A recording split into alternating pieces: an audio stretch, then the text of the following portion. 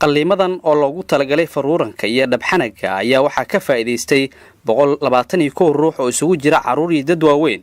oo aan awoodin inay iska bixiyaan qarashaadka loogu talagalay qalliimada noocan oo kala ah kuwaasi oo ka yimid gobollo ka mid ah dalka. hawshan oo lagu sameeyay isbitaalka takhasusiga ah ee Kalkaal waxaa fuliyay hay'adda Kalkaal oo garab ka helaysa hay'adaha Belarus iyo Ismail Train kuwaasi oo sidoo kale bixiyay qarashaadka ay ku soo safreen qaar ka mid ah bukaanada oo ka yimid gobollo ka fog Muqdisho. mas'uuliyiinta ku hadlayay magaca hay'adaha Belarus iyo Ismail Train ayaa warbaahinta u sheegay in lagu guuleystay qalliimadii la sameeyay oo si wanaagsan loogu adeegay dadka danyarta ah ee daweynta u soo doontay isbitaalka Kalkaal. gudoomiyaha hay'adda Kalkaal ahna agaasimaha isbitaalka Kalkaal Dr. Cabdulqaadir Faatax Xaaji ayaa sheegay in hawshan ay bilaabeen koodii bishan isla markaana ay u tahay markii afraad oo adeeg noocan ah si bilaash ah ugu sameeyaan bulshada Soomaaliyeed. waxaan u sameeynay 121 qofood haddii aan statistics aan u sheegno 121 qofood dadka u sameeynay dumarka markii la yiraahdo carruurta yar ku jiraan waxaan sameeynay 44 qofood ragga markii la yiraahdo waxaan sameeynay 77 qofood daada carruurta markaan fiirino way hal bil ilaa 5 bilood 5 sano waxaan u sameeynay 50 qofood 5 sano ilaa 10 sano waxaan u sameeynay maxalla 18 qofood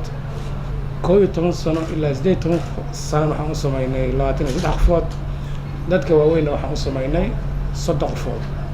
adminis waxay isku noqonaysaa totalka 121 meelaha ay ka yimaadeen waxay u badeen gobolka Banaadir 60% ka badan 60% waxaan u sameeynay gobolka Banaadir waxay ka yimaadeen Galgaduud oo 10 shabeellada dhexe shabeellada hoose Hiiraan Baardheere iyo Laascaano iyo qaybaha kale ugu badan ay ka yimaadeen dadka. qaar ka mid ah dadkii ka faa'iideystay qalliimada faruuranka iyo dhabxanaga ayaa tilmaamay in Kalkaal Foundation oo lacag la'aan hawshan ugu qabatay ay sidoo kale ka bixisay qarashaadka ay ku soo gaareen magaalada Muqdisho. naxwi Umar Yuusuf Galgaduud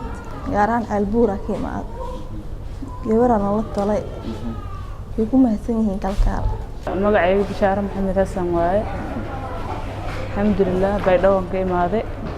safar oo lacag la'aan ah soo garay ee lacagtu waa la iga soo dhiibay isbitaalka Kalkaal la keenay 3 unuga la igu qalay oo lacag la'aan ah